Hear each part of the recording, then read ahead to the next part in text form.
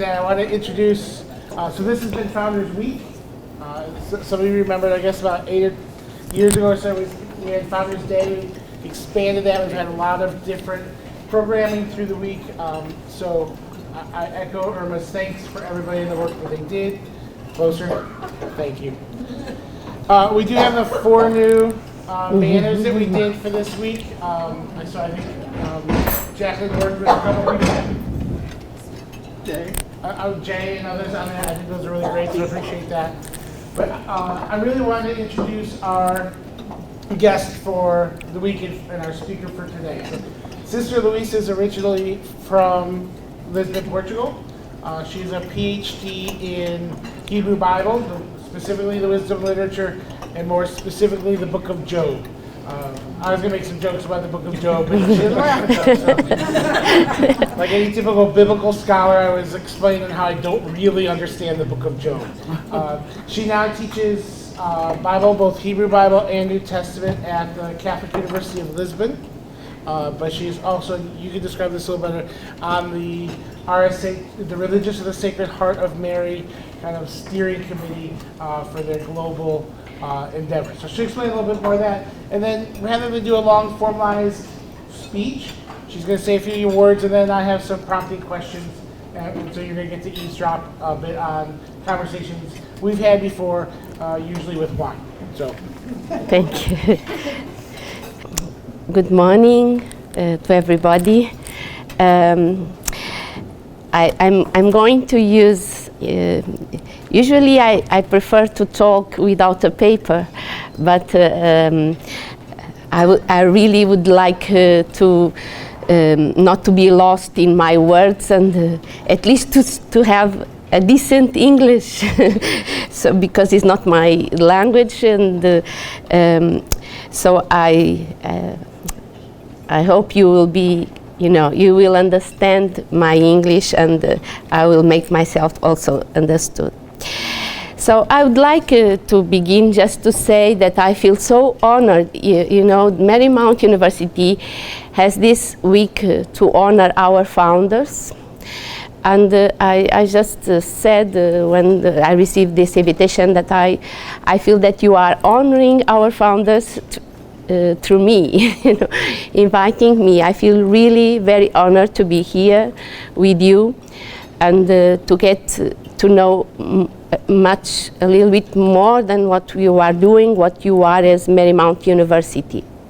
So I would like to begin with a very special word of thanks for this incredible invitation to be part of your Founders Week. Thank you, Dr. Becerra. A word of thanks is very short to express, doesn't express really what I feel, but it's the word I have. So, thank you. As an RSAGM sister, I would like to say that you are not just an excellent president of the university, you are an RSAGM friend and collaborator. I'm sure, I have no doubts that the founder sisters of this specific university campus, Mother Gerard Fallon, Elizabeth Gallagher, the first president, Bertmans Walsh, and Magella and Amar Gallagher, find in you great joy and achievement. To lead an university is not just to fulfill academic challenges and programs, is to be able to reach the excellency of that academic programs together with a deep knowledge and commitment with life in its wholeness and with the many issues of worlds today. And you have expressed there in that banner. So we religious of the Sacred Heart of Mary have inherited a charism and a mission that our founder, Padre Gaillac, named as to love and to know in faith and in zeal. And we have been translating these words throughout the times since 1949, according to the different realities we are living. In today's world, although we still living in different countries and social realities, together with all our collaborators, and I would like to say that we, in Portugal and in many other parts of the Institute, we never name the professors in our schools and the people that works in our schools. We never call them employees. We call them collaborators. So we feel that you are not just persons that come to work and we pay your work. No, you are collaborating with us and in our institutions and in our proposals and our goals and in our ministries. So we try to work for evangelical justice, placing ourselves and our resources at the service of those who are in most need of justice, especially women and children.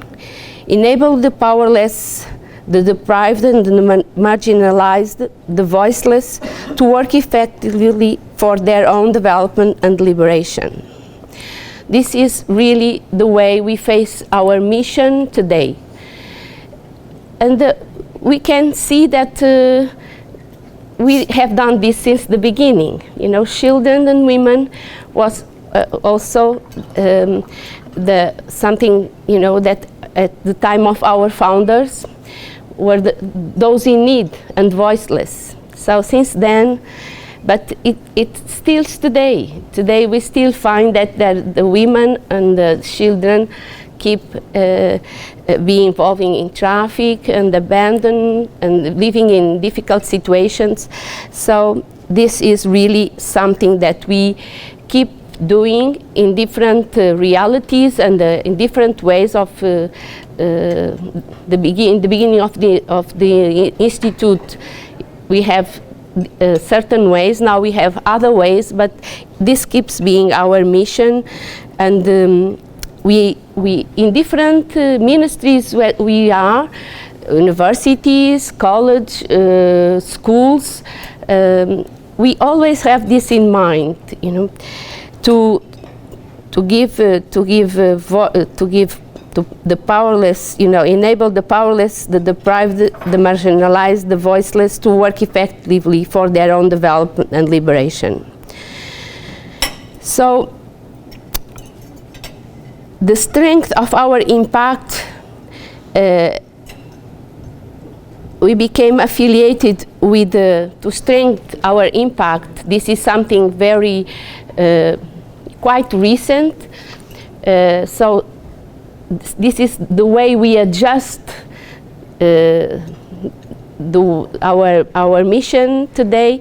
Is we became affiliated with the United Nations in 2006 as an NGO. And this has been very important because it's not that we in Africa or in Portugal or in United States or in Brazil that we do what we can. No, we have some a representation at an NGO that represents us and gives feedback to us about the main issues of the world today. So we feel very proud as RSAGM that we have a connection with a big, you know, a big institution as the UN that deals with the main issues of worlds today, and we have a representative there that also help us to see, to face the reality of worlds today and gives the feedback to us. We give the feedback to this representative, this sister. And so this has been very great and to us, you know, to have this NGO at UN. And so the mission as the RSAGM at the UN are through education, participation and advocacy. We all are encouraged to work in close partnership with RSAGEM Justice, Peace and Integrity of Creation network to make our presence dynamic and effective at local and global level. And this has been really very important to us. We are not RSAGEM to have just schools, universities. No, we have schools, we have universities, but our purpose goes beyond and that, you know. So this is just a place where we, with others, we create and we build a true world and a good world to live. You may ask me and say, well, this is wonderful, but in what way can we be connected with this project, you know, with this mission of the RSAGEM? I was thinking about you, and as you are celebrating the 70th anniversary of the foundation of this university, I was thinking that this specific university has, you know, a DNA, as we all have a DNA. I think you have a special DNA that you share with RSAGEM. I saw during these days that how some of you, and I would say all of you in different ways, are connected with this DNA of Marymount University. And as you connect your Wi-Fi, you connect also your heart with this DNA, you know. So I could see some of this DNA in this phrase that you choose for this celebration: learn with purpose. The DNA is behind these words: learn with purpose. So. Academic excellency, human being, a true human beings, you have a global view of the world, a great respect for diversity, find the richness and the beauty in the differences. Something that always was, since I was a young sister, that I always heard from the sisters is unity in diversity. We are different from each other, even from different provinces, the sisters in Portugal, the sisters in the United States, but in our differences, in our diversity, we kept unity. So diversity is a richness. It's a challenge too, but is a richness. So I see that Marymount University also shares this richness of diversity, and in unity should be a goal very important. I can breathe the spirit. I can breathe this spirit and the charism already in Marymount University. And I feel that I haven't come to teach you anything, to give. I just feel that I came here during this week just to thank you for being Marymount University, for being a Marymount University, for facing all the challenges you face every day. And so these are my words. Thank you for all you are doing already in keeping the spirit and the mission of the RSAGEM. And I ask God to bless you. We RSAGEM are very happy to have you.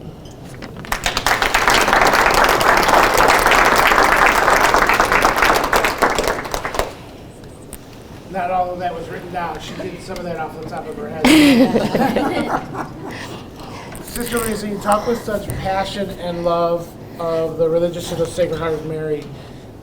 Tell us a little bit about how you found yourself called. Mm-hmm. I think certainly with, especially with our younger students, I think their experience of growing up in the Catholic faith or the non-Catholic world is going to be different. How is it that you ended up joining the Religious of the Sacred Heart of Mary? You don't have to share any ages whatsoever, or how old you were then. No, I just met the sisters at the parish. They were coming to my parish, so I met them there. And what struck me was their happiness. They were very happy persons. Well, they were very demanding too with us, you know.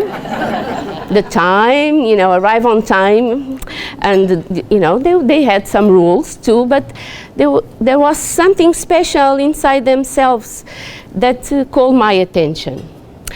But I was a normal, you know, young woman, so this called my attention, but in fact in my family nobody has ever think of that. So, and it was a family that wouldn't enjoy that. So I was in troubles when I began to think about that.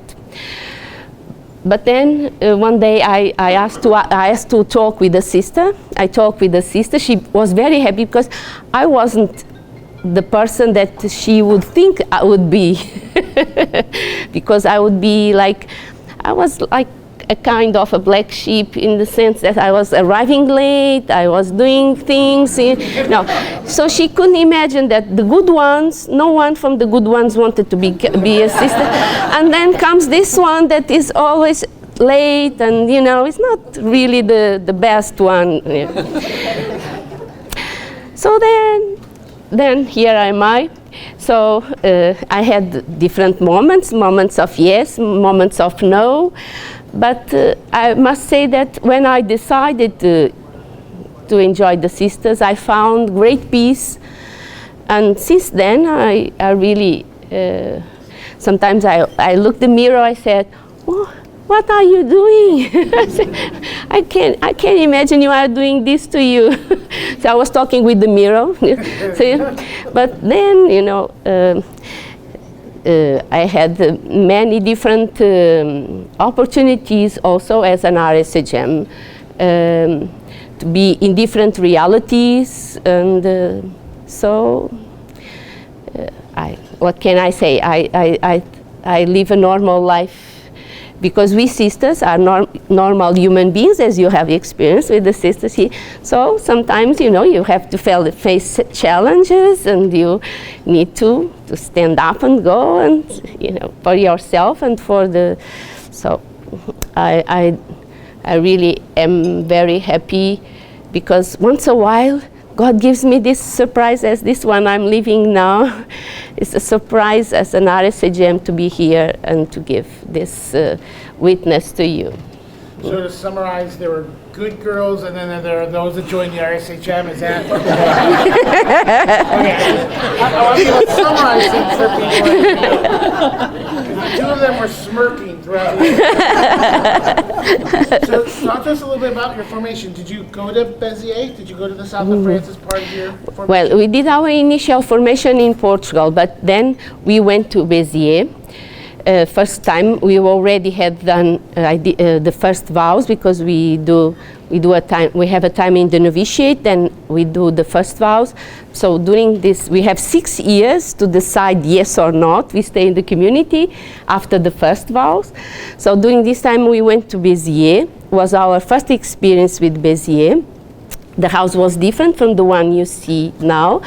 So we could go through all the complex of the house, and was really very meaningful for us. So we had a very good experience. So we enjoy very much. But we did all the learning of the history of the institute, and so was just to see, to breathe there what we have learned. So Marymount is a diverse community. Yes. Right? Catholic, non-Catholic, Christian, non-Christian, non-believers. Help us tie into this history and this right? The word we usually use is charism, but you like the word spirit. The spirit of the religious of the Sacred Heart of Mary, even if we don't name this as our religious affiliation. Does that question make sense? I didn't understand really the last part, Okay. but I think... If I'm not Catholic, Yes. how can I participate in the spirit of the religious of the Sacred Heart of Mary? This is something you are touching something that is very meaningful for me about the charism, because our founder never defined that we are for doing this or that, just for that all may have life. And this all may have life. All is inclusive. It's for all. We don't select people. We don't say it's only for Catholics, or no. We are for all. So there was through all our history, during our chapters, the sisters were discussing when I was young, what means that all, It mainly when Vatican II also changed in the church, we were more inside than we came outside. So who are these all? So we are always questioning ourselves, who are this all? And this all is everybody, every human being. I think our founders never questioned the women they welcomed in the first house we had. They never questioned, are you a believer? Are you not a believer? Are you Christian? Are you Muslim? They never made these questions to the women they help. They never made these questions to the children they help. So I think it's very inspiring, the charism, when we say that all may have life. This is a word that was taken, the founder took it from the gospel, because he was very attached to the gospel. This belongs to Jesus. Jesus came for all, they may have life. So it's not really that is ours. We share the mission of Jesus Christ. So we are sharing, but the gospel also, roots us in the gospel and the mission of Jesus Christ. But this doesn't mean that, this just means that also Christianity is an open house, is not a closed house. Because even the mission of Jesus Christ, he defined his mission as life for all.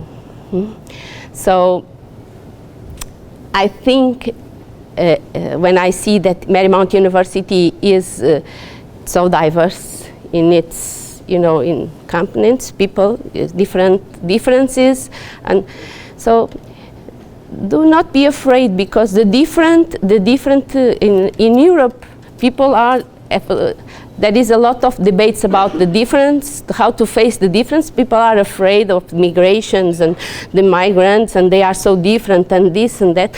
So there is a lot of debates, and I think the church, we all need to face this, not be afraid of the difference, because the difference maybe challenge us, but also will enrich us. Because if we will be all equal, dressing the same way, it will be too monotonous. So the different will be a challenge, but just face this as something also connected with RSHM, Life for All, and do not be afraid of diversity. Diversity always will be a challenge, and always will be a richness, and beauty too. So we must not be afraid of the difference, of the diversity, and to be inclusive, and because we are all human beings in this world. No, thank you. I think that's really helpful for us to try and navigate this, because it is a challenge, is how to do that. So the next question is a little kind of a two-parter, but builds off of that. First, you play a leadership role within the religious of the Sacred Heart of Mary. Maybe you could say something about that, and a little bit about what the priorities of the community are as they move forward. There's right. You've named Yes. 10 or 15 different challenges that the world faces right now. We can't address all, everyone can't address all of them. What are the priorities of the sisters as you see them now? I think the priority is to be really in this world, the world of today, not be living in the past, but to get to know what's happening today in the world. And so I have named, this work for justice, peace, and the integrity of the creation. This is a huge project because this is justice. Justice, how difficult, how challenges, to work for justice, to help who has no voice, to empower, to have voice. So justice is a big issue today in today's world. And also the integrity of the creation also is an issue that we are working in our different realities, how we, and this also we are facing the problems, the resources of the world are getting down. So we need to be aware the way we use our, the world resources. So the Religions of Sacred Heart of Mary also think about that. And in our ministries, our schools, we help the students and we help even the professors how to really be aware of how do we care for this world where we are living, the common home, a common home we have. So justice, peace also, work for peace, because sometimes in our places can become, I know that Marymount is university now, but in my university is where people get very competitive and they fight, for power there. So peace, and it's not just the places where there is war. In our places we also must work for peace, for dialogue. The dialogue, to listen the other, because we have great difficulty to listen the other. We are listening another person, but we are just listen ourselves, not listen the other. So learn to listen the other is a challenge to build peace in our places, the dialogue, also a true dialogue, a respectful dialogue builds peace, because not just give voice to anyone. This doesn't build peace. So these are the main concerns we try to work in our ministries with our collaborators, and I know that you do this here too, because I have breathed that. Yeah. Okay, so one of the things I appreciate you said there is that. I have a question. All right, we'll get there. I wrote them down, Jen. I got to get to those.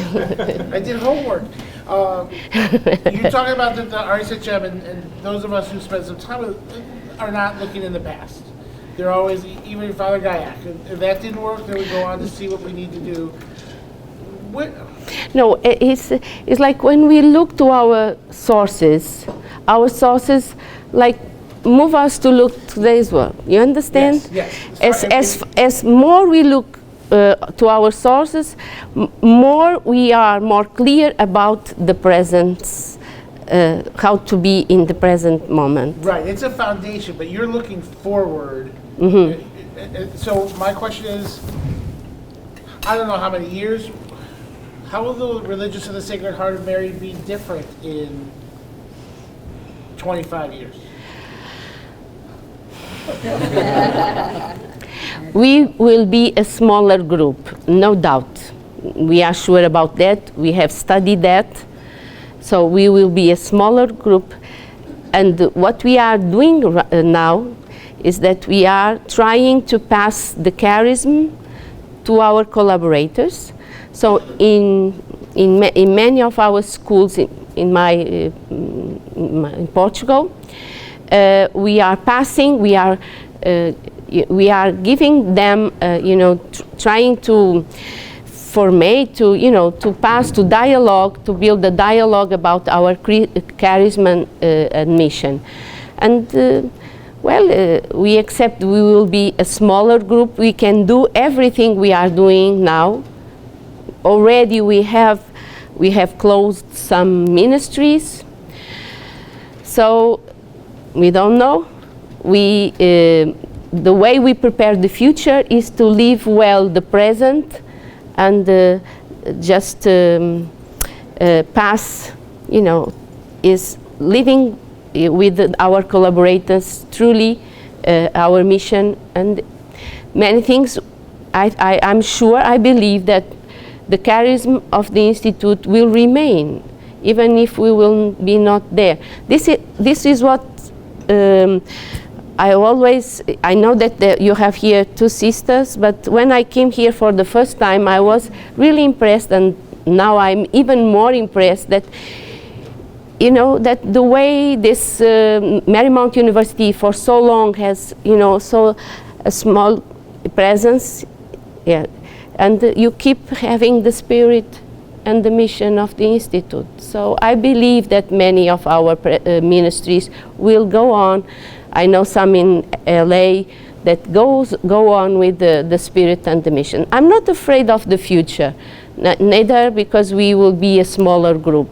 Because we start as a smaller group and we did great things. So who knows, we go back and then we move again. So who knows? So I'm not afraid of the future. I'm just more, I would like to be more responsible for the present.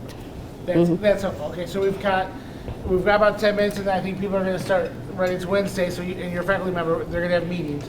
Usually the rule is that the students ask questions first, but Professor Fallon's had her hand up for a while, so I'm going to let her ask the question. I feel like I'm a lifelong student. Yes. Sister, welcome to Marymount. Thank you. Yeah. I've been holding it up to my face the entire time. You didn't tell me that. I texted that to you, but your phone is over here. You get it close to your mouth, it works. All right.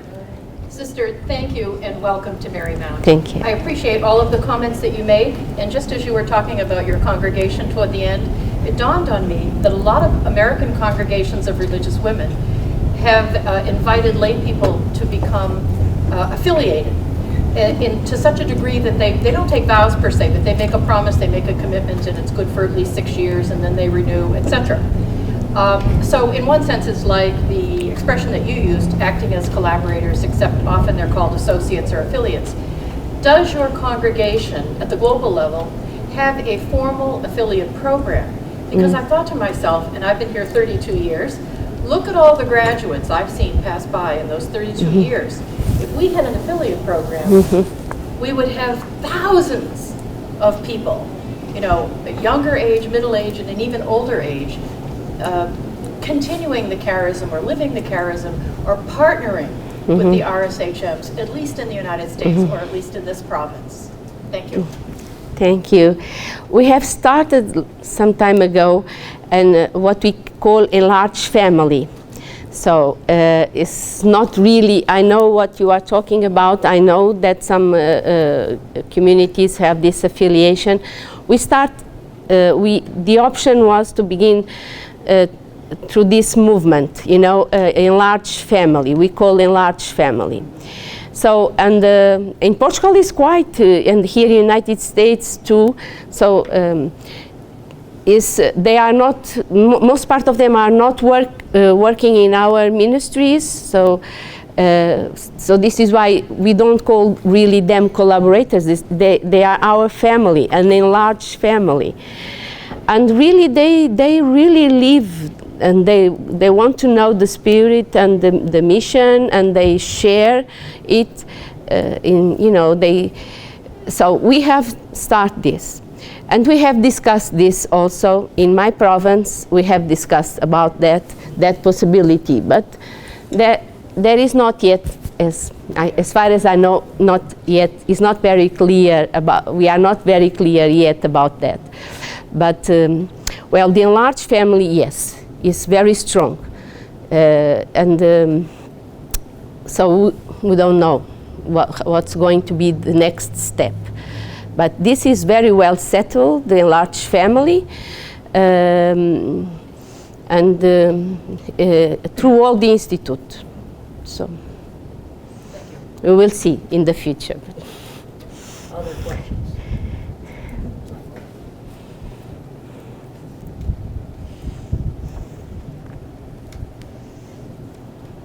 Grandma, go ahead.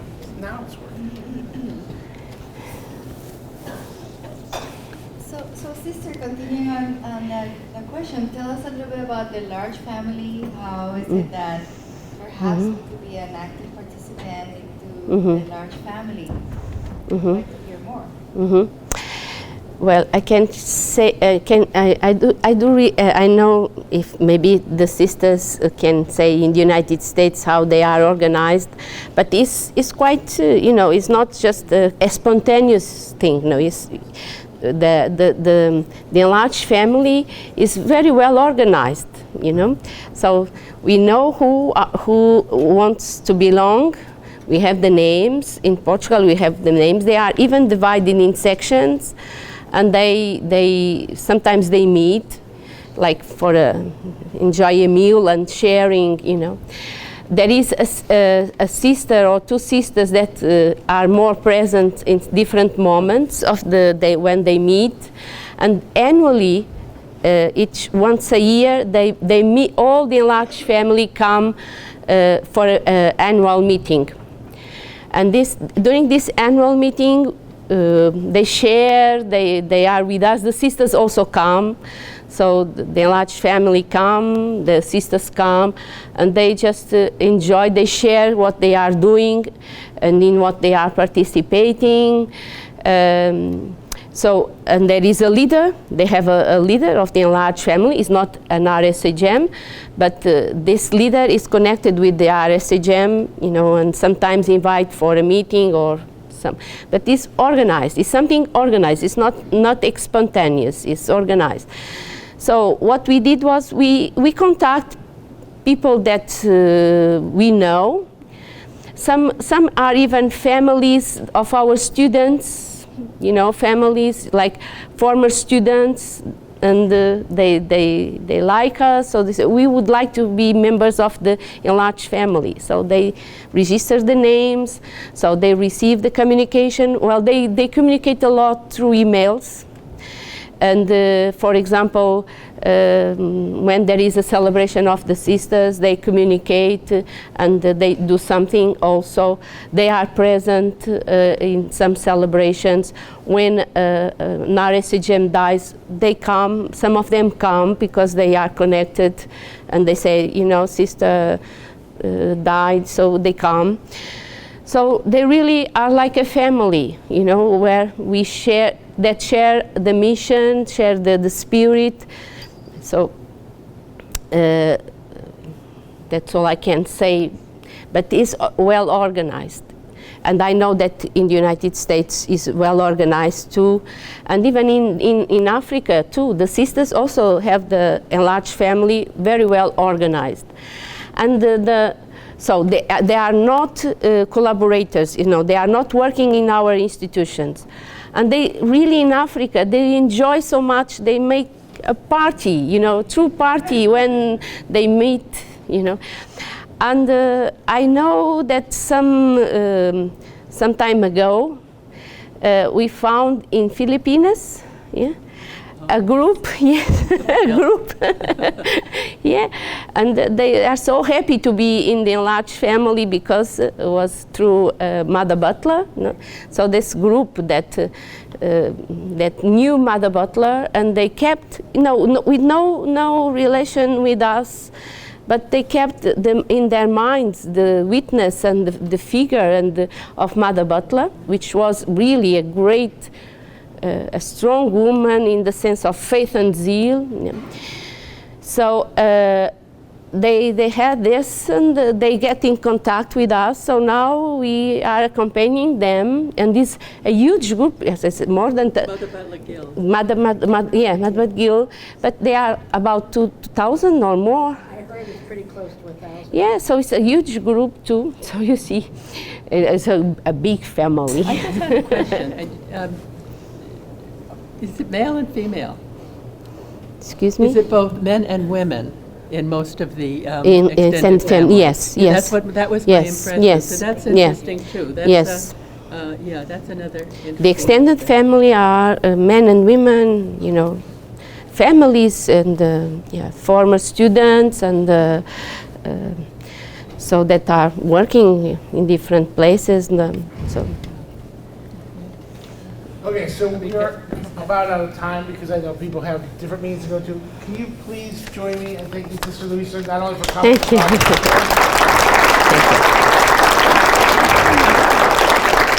Thank you. Thank you. And I just repeat my final words. Thank you for being Marymount University. And keep the spirit of the sisters. Make it your own spirit, because it's the spirit of having life and happiness, fullness of happiness, allness of life for all, unity through diversity. These are everything is there, And so thank you so much. We are very happy to have you. I can say. I'm saying in the name of the Sister Jacqueline, but all the sisters of the Institute, Thank you for being here and to build this university every day. Thank you. Thank you. Thank you.